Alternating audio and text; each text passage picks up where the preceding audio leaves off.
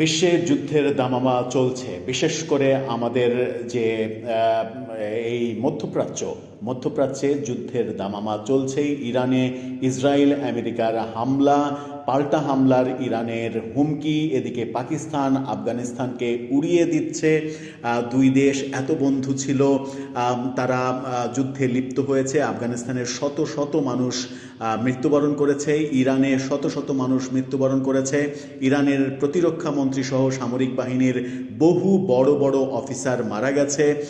ইরানের সর্বোচ্চ নেতা আয়াতুল্লাহ খামেনি, তিনি বেঁচে আছেন না মারা গেছেন সেটা নিয়ে সন্দেহ তৈরি হয়েছে। সব মিলিয়ে মধ্যপ্রাচ্য রীতিমতো অস্থির। পুরো মধ্যপ্রাচ্যে বিমান চলাচল বন্ধ হয়ে গেছে। বাংলাদেশের বহু ফ্লাইট, মধ্যপ্রাচ্যের বহু ফ্লাইট একেবারে বন্ধ করে দেওয়া হয়েছে। সৌদি আরবে গিয়ে ওমরাতে গিয়ে বহু মানুষ আটকা পড়েছে। এমনকি সেই আটকা পড়াদের মধ্যে আমাদের তারকা ক্রিকেটার মুশফিকুর রহিম, তিনিও আছেন সৌদি আরবে। ওমরা করতে গিয়ে তিনি আটকা পড়েছেন। যেহেতু এই রুটে বিমান চলাচল সম্ভব নয়, সেহেতু তিনি আসতে পারছেন না। আবার সৌদি আরবে অ্যাটাকের ঘটনাও ঘটছে, সৌদি আরবেও অ্যাটাক হয়েছে একাধিক, এরকম খবরও আমরা দেখছি। কুয়েতে অ্যাটাক হয়েছে। সব মিলিয়ে পুরো মধ্যপ্রাচ্য একেবারে উত্তপ্ত। আমেরিকা যখন ইসরায়েলের পক্ষে দাঁড়িয়েছে, তখন যে কোনো সময় ইরান আমেরিকায় বিধ্বংসী ক্ষেপণাস্ত্র নিক্ষেপ করতে পারে, সেই সতর্কতা জারি করা হয়েছে আমেরিকায়। কি অবস্থা?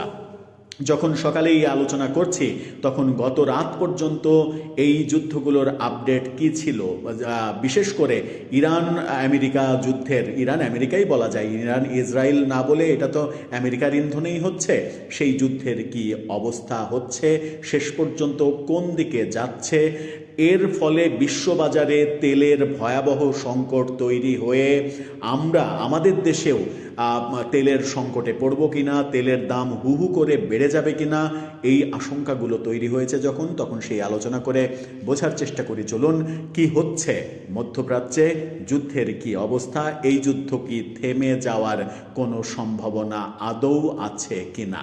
থাকবেন পলিটিক্স টিভির নিয়ম। এই যুদ্ধ মানে ইসরায়েল এবং যুক্তরাষ্ট্রের যৌথ হামলা ইরানে, সর্বশেষ পরিস্থিতির ব্যাপারে যদি আমরা চোখ দিই, তাহলে গত গভীর রাত পর্যন্ত, অন্তত রাত 2টা পর্যন্ত যে আপডেটগুলো আমরা গণমাধ্যমে পেয়েছি, সেগুলো বেশ ভয়াবহ। এনটিভির শিরোনামটা দেখে নিন, সেখানে বলা হচ্ছে ইরানে যুক্তরাষ্ট্র ও ইসরায়েলের হামলা, সর্বশেষ পরিস্থিতিতে বলা হচ্ছে যে ইরানের বিভিন্ন লক্ষ্যবস্তুতে একযোগে হামলা চালিয়েছে ইসরায়েল। এর প্রতিক্রিয়ায় ইসলামী প্রজাতন্ত্র ইরানও মধ্যপ্রাচ্যের বিভিন্ন অঞ্চলে ক্ষেপণাস্ত্র হামলা চালিয়ে পাল্টা জবাব দিচ্ছে। যেমন কুয়েতে তারা বিমান ঘাঁটিতে হামলা চালিয়েছে। মার্কিন প্রেসিডেন্ট ডোনাল্ড ট্রাম্প এবং ইসরায়েল সরকারের ঘোষিত এই সামরিক পদক্ষেপের পর থেকে উদ্ভূত পরিস্থিতি যেটা দাঁড়াচ্ছে, সেটা হলো ইরান জুড়ে হামলা। তেহরানের আকাশে ধোঁয়ার কুণ্ডলী দেখার মধ্য দিয়ে এই যৌথ অভিযান শুরু হয়েছিল। ইসরায়েল একে একটি প্রতিশোধমূলক হামলা হিসেবে অভিহিত করেছে। হামলার পরপরই ট্রাম্প তার ট্রুথ সোশ্যাল প্ল্যাটফর্মে একটি আকস্মিক ভিডিও বার্তায় জানান, আসন্ন হুমকি নির্মূল করার লক্ষ্যে ইরানে মার্কিন যুদ্ধাভিযান শুরু হয়েছে। ইসরায়েলি সামরিক বাহিনী জানায়, তারা তেহরানে ইরানি শীর্ষ কর্মকর্তাদের সমবেত হওয়ার স্থান এবং ক্ষেপণাস্ত্র উৎক্ষেপণের কেন্দ্রগুলো লক্ষ্য করে হামলা চালিয়েছে। তারা আরও জানায়, এই হামলার পেছনে মিত্রদের কয়েক মাসের যৌথ পরিকল্পনা ছিল। ইসরায়েলের রাষ্ট্রীয় সম্প্রচার মাধ্যম কান জানায়, এই হামলার লক্ষ্যবস্তু ছিলেন ইরানের সর্বোচ্চ নেতা আয়াতুল্লাহ আল খামেনি এবং প্রেসিডেন্ট মাসুদ পেজেশকিয়ান। তবে এনবিসি নিউজকে দেওয়া এক সাক্ষাৎকারে ইরানের পররাষ্ট্রমন্ত্রী আব্বাস আরাঘসি দাবি করেছেন, খামেনি সহ উচ্চপদস্থ কর্মকর্তারা জীবিত আছেন। এটা নিয়ে কিন্তু সন্দেহ তৈরি হয়েছে যে খামেনি জীবিত আছেন কিনা। ইরানের প্রতিরক্ষা মন্ত্রী সহ ঊর্ধ্বতন অনেক সামরিক কর্মকর্তা এরই মাঝে নিহত হয়েছেন। সবচেয়ে ভয়াবহ হামলার খবর পাওয়া গেছে দক্ষিণ ইরানে মেয়েদের একটি প্রাথমিক বিদ্যালয় থেকে। বিচার বিভাগের ওয়েবসাইট মিজান অনলাইন জানিয়েছে সেখানে ইসরায়েলি হামলায় অন্তত 85 জন নিহত হয়েছে। ক্ষেপণাস্ত্র এবং ড্রোনের ঝাঁক দেখা গেছে ইরানের আকাশে। যুক্তরাষ্ট্র এবং ইসরায়েলের হামলার জবাবে ইরানের বিপ্লবী গার্ড বাহিনী ইসরায়েলের প্রথম দফায় ক্ষেপণাস্ত্র এবং ড্রোন হামলা চালায়। পাল্টা হামলা ইরান চালিয়েছে। পাশাপাশি তারা বাহরাইনে অবস্থিত মার্কিন পঞ্চম নৌবিহার এবং উপসাগরীয় অঞ্চলে অন্যান্য ঘাঁটি লক্ষ্য করে হামলা চালায় বলে জানানো হয়েছে। ইসরায়েলি জরুরি পরিষেবা মগেন ডেভিড অ্যাডাম জানিয়েছেন তারা দেশের উত্তরাঞ্চলে ক্ষেপণাস্ত্রের আঘাতে আহত এক ব্যক্তিকে চিকিৎসা দিয়েছে। উপসাগরীয় অঞ্চলে একে একে বিস্ফোরণ শুরু হয়েছে। পুরো উপসাগরীয় অঞ্চল জুড়ে বিস্ফোরণের শব্দ শোনা যাচ্ছে।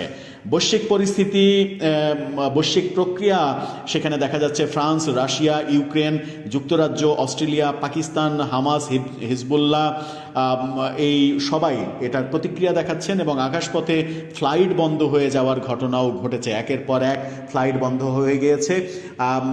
কাতারে মার্কিন যে বিমান ঘাঁটি সেই বিমান ঘাঁটিতেও আক্রমণ করা হয়েছে। এই ঘটনা যখন ঘটছে তখন আমরা দেখছি আরেকটি খবরে, সেটা হচ্ছে যে এই খবরটা দেখে নিন। সেখানে বলা হচ্ছে হরমুজ প্রণালী বন্ধ করে দিল ইরান। এটা একটা ভয়াবহ বার্তা এবং বিশ্ব তেলের বাজার একেবারে ভয়াবহ সংকটে পড়ে যাবে এই কারণে। বলা হচ্ছে তেল পরিবহনের অন্যতম গুরুত্বপূর্ণ সামুদ্রিক পথ হরমুজ প্রণালী বন্ধ করে দিয়েছে ইরান। ইউরোপীয় ইউনিয়নের নেভাল মিশন তাদের কর্মকর্তারা জানিয়েছে, ইরানের ইসলামী বিপ্লবী গার্ড জানিয়েছে হরমুজ দিয়ে কোনো জাহাজ চলাচল করতে দেয়া হবে না। বিশ্ব তেল রপ্তানির সবচেয়ে গুরুত্বপূর্ণ রুটগুলোর একটি হচ্ছে এই হরমুজ প্রণালী।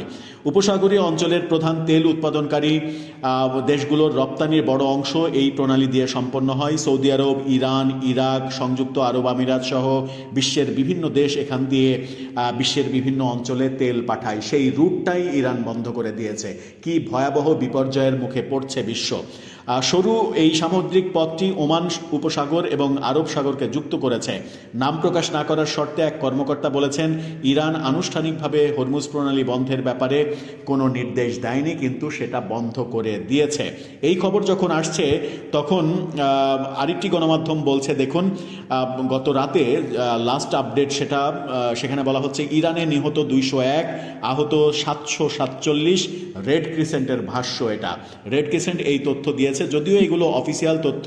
আনঅফিসিয়াল অবস্থা আরও ভয়াবহ। এদিকে বাংলা ভয়েস জানাচ্ছে একটা ফটো কার্ডে, সেখানে বলছে ট্রাম্পের সতর্কবার্তা, ইরানের মিসাইল পৌঁছাতে পারে যুক্তরাষ্ট্রে। অর্থাৎ মিসাইল নিক্ষেপ করার পরিকল্পনায় আছে ইরান, এই ভয়াবহ খবরও আসছে। সুতরাং ইরানে আক্রমণের ফলে ইরান যে চুপ করে থাকবে সেটা নয়। আমরা মজার ব্যাপার হচ্ছে যে ইরানে যখন হামলা হয়েছে এই সময় যখন মার্কিনি হামলা হয়েছে এবং ইসরায়েল যখন হামলা করছে, তখন আমাদের দেশের বিভিন্ন ধর্মীয় সংগঠনের, ধর্মীয় রাজনৈতিক দলের নেতাদের দেখছি এটা নিয়ে ব্যাপক প্রতিক্রিয়া প্রকাশ করছেন, মার্কিনীদের নিন্দা করছেন, মার্কিনীদের বিরুদ্ধে কথা বলছেন।